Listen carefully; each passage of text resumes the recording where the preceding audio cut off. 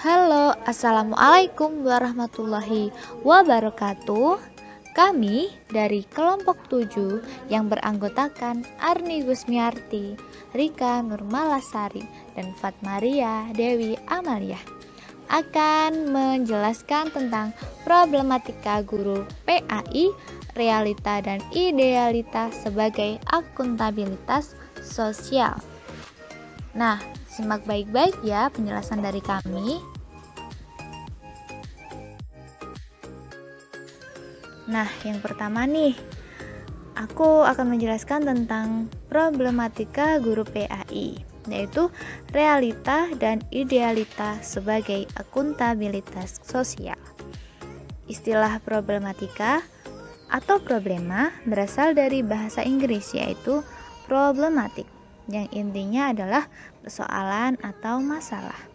Menurut beberapa ahli, yaitu menurut Endang Purwanti, menyatakan bahwa problematika atau problema adalah suatu kesenjangan antara harapan dan kenyataan yang diharapkan dapat menyelesaikan atau dapat diperlukan, atau dengan kata lain dapat mengurangi kesenjangan itu.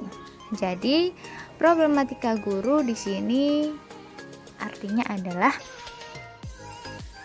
persoalan-persoalan sulit yang dihadapi dalam proses pembelajaran oleh guru yang bertugas untuk mendidik dan mengajar anak didik hingga memperoleh kedewasaan baik jasmani maupun rohani dalam pendidikan Islam ya tentunya. Ya, kemudian aku akan menjelaskan tentang guru PAI yang ideal.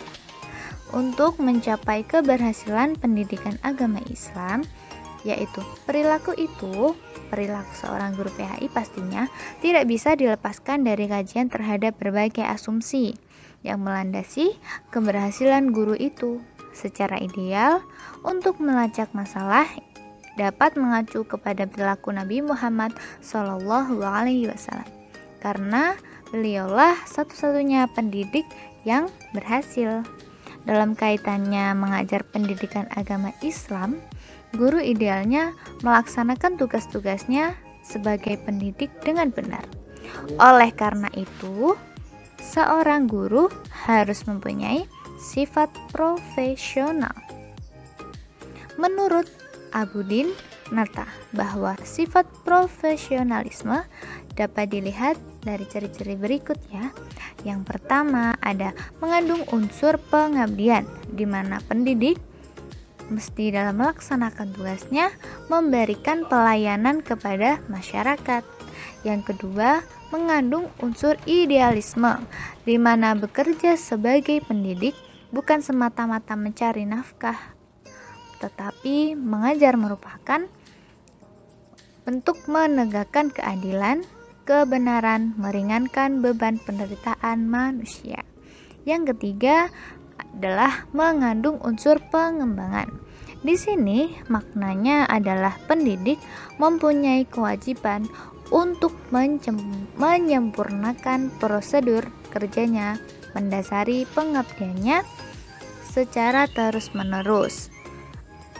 Dalam Undang-Undang Nomor 14 Tahun 2005 tentang guru dan dosen dan Peraturan Pemerintah Nomor 19 Tahun 2005 tentang Standar Nasional Pendidikan, kompetensi pendidik dikategorikan menjadi 4.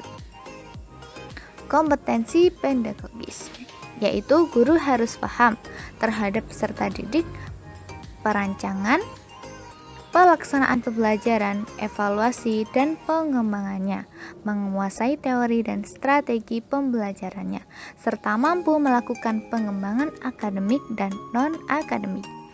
Yang kedua, kompetensi kepribadian, yaitu guru harus memiliki kepribadian yang mantap dan stabil, dewasa, arif, berwibawa, dan berakhlak mulia dengan melaksanakan norma, hukum, dan sosial yang ada pastinya.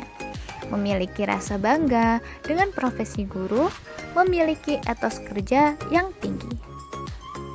Yang ketiga yaitu kompetensi profesional, yaitu guru harus menguasai keilmuan bidang studi yang diajarkannya, serta mampu melakukan kajian kritis dan pendalaman isi bidang studi. Kemudian yang selanjutnya ada kompetensi sosial, yaitu guru harus mampu berkomunikasi dan bergaul dengan peserta didik dan masyarakat, yaitu dengan kemampuan bersikap menarik, empati, suka menolong, menjadi panutan. Kemudian komunikatif.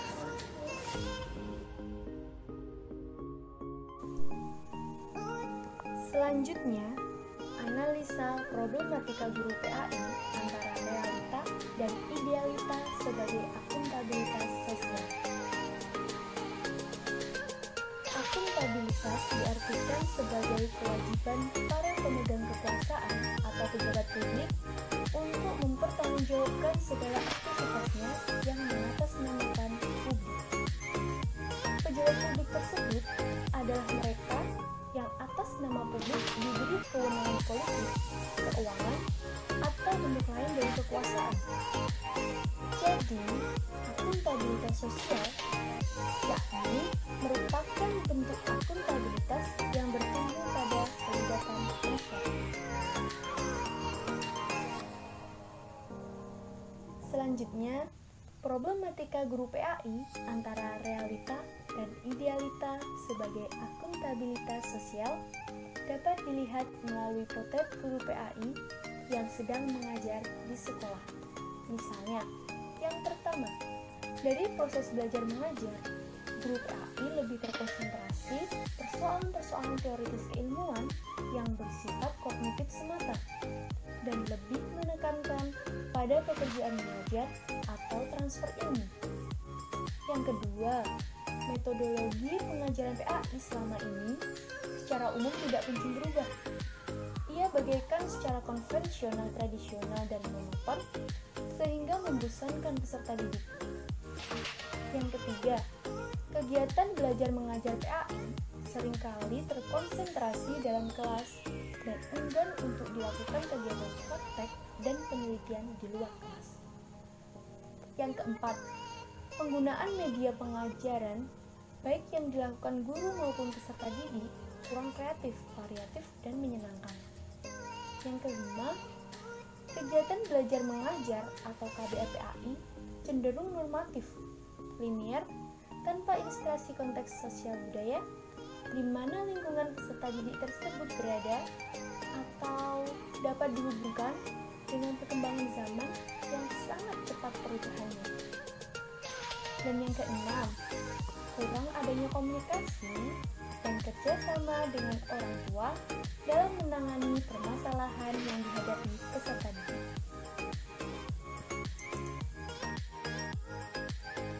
Untuk yang selanjutnya, ada beberapa pendekatan yang digunakan, baik itu pada tingkat sekolah dasar maupun menengah, yakni pertama, pendekatan keimanan. Yang kedua adalah pendekatan pengalaman. Yang ketiga adalah pendekatan pembiasaan. Yang keempat adalah pendekatan rasional. Yang kelima adalah pendekatan emosional. Yang keenam adalah pendekatan fungsional. Dan yang terakhir adalah pendekatan keteladanan. Kemudian, problem-problem yang muncul pada mana sekarang dalam proses pelaksanaan pendidikan agama Islam di sekolah, termasuk di madrasah, yaitu 1. Islam lebih diajarkan pada hafalan. Yang kedua, pendidikan agama lebih ditekankan pada hubungan formalitas antara hamba dan Tuhannya. Yang ketiga adalah penalaran dan argumentasi berpikir untuk masalah-masalah keagamaan kurang mendapat perhatian. Yang keempat, penghayatan nilai-nilai agama kurang mendapat perhatian. Yang kelima, kurangnya orientasi pada penghayatan terhadap lingkungan dan kehidupan sehari-hari. Yang keenam, kurangnya perhatian terhadap metode pengajaran agama yang lebih baik. Yang ketujuh adalah ukuran keberhasilan pendidikan agama masih formalitas. Dan yang terakhir, pendidikan agama belum dijadikan pondasi pendidikan karakter anak didik dalam kehidupan sehari-hari. Karena faktor-faktor di ataslah, maka tak heran kalau kita menemukan kenyataan bahwa kondisi moral atau akhlak sebagian besar siswa madrasah tidak beda jauh dengan siswa pada sekolah umum yang notabene tidak mendapatkan pelajaran agama yang cukup di sekolah.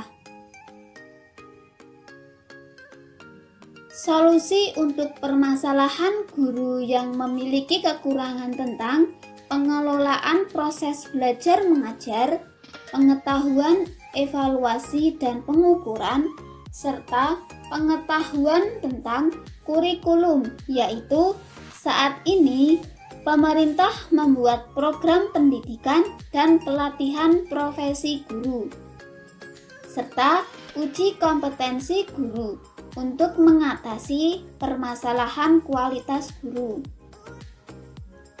Dalam meningkatkan pengetahuan dan keterampilan mengajar, pemerintah telah berupaya melalui diadakannya berbagai penataran atau diklat guru, seperti lokakarya dan seminar.